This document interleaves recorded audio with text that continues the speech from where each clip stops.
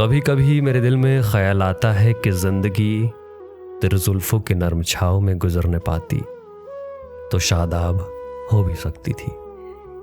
ये तीरगी जो मेरी ज़ीस्त का मुक़द्दर है तेरी नज़र की शुआओं में खो भी सकती थी।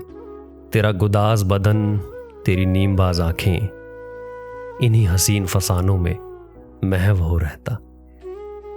पुकारती मुझे जब तलखियाँ ज़माने की, तेरे लबों से हलावत के घूंट पी लेता। हयात चीखती फिरती बरहना सर और मैं घनेरी जुल्फों के साये में छुप के जी लेता। मगर यह हो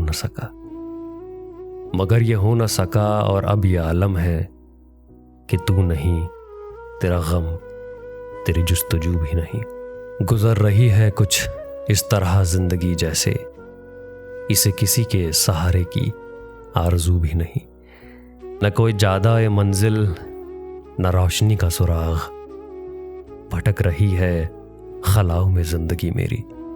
इन्हीं खलाओं में रह जाऊंगा कभी खोकर, मैं जानता हूं मेरी हमनफस, मगर यूं ही कभी कभी मेरे दिल में ख्याल आता है।